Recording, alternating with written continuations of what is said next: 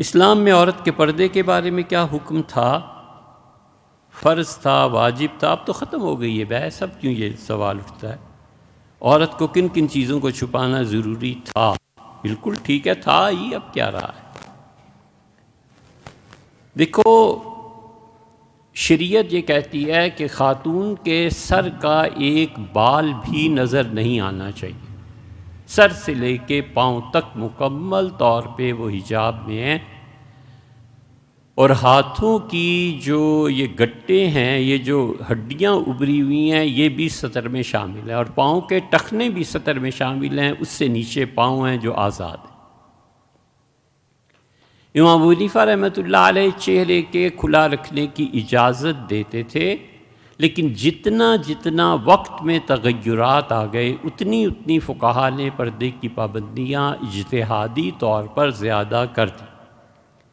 بوڑھی ہو جائے خاتون، عمر کے اس حصے میں پہنچ جائے جہاں شادی نہیں ہوتی، وہاں اجازت اس کو یہ بھی ہے کہ وہ چہرہ کھلا رکھے، جیسے کہ نانی دادی اس عمر کو بھی خواتین پہنچ جاتی ہیں، اور ماتھے پہ دوپٹہ یا چادر اتنی ہونی چاہیے کہ اس کے سر کے بال نظر نہ آئیں، اگر آئیں گے ایک بال بھی تو گناہ گار ہوگی۔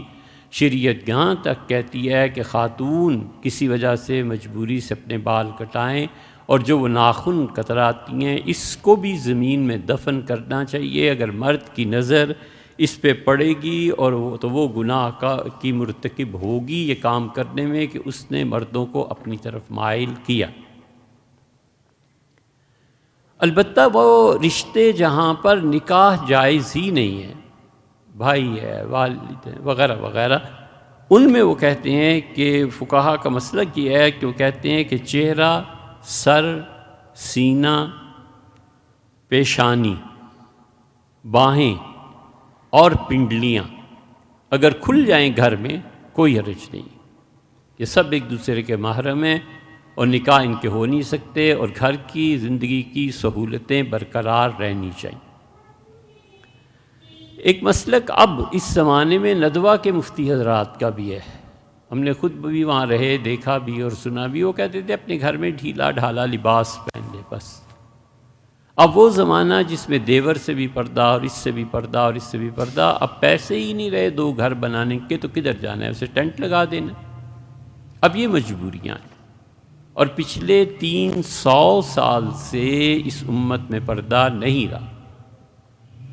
یہ پردے کا حکم اتنا سخت ہے خواتین کے لیے کہ ولادت اور ان چیزوں میں بھی جسم کا صرف اتنا حصہ لیڈی ڈاکٹر وغیرہ کے لیے کھولا جائے گا جتنی ضرورت ہے، وہ اس کے علاوہ منع کرتے، اور اسی لیے ناف سے لے کے زانو تک تو بالکل منع ہے، مرد ہو یا عورت، اور گھٹنے اس میں شامل ہیں، ناف شامل مرد کے لیے نہیں ہے۔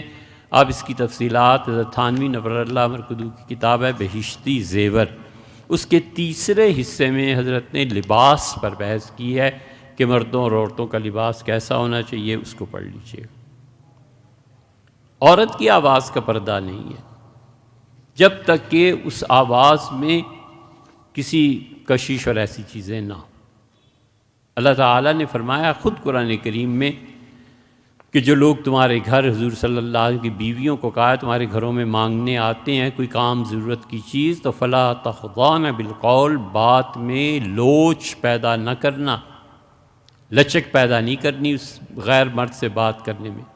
فَيَطْمَعَ الَّذِي فِي قَلْبِهِ مَرَضٌ، وگرنہ جس کا دل بیمار ہے نا، وہ تم سے کوئی ناجائز خواہش لگا بیٹھے گا۔ قرآن نے اس مقام پہ اس جنس کو، ان چیزوں کو دل کی بیماری قرار دیا ہے۔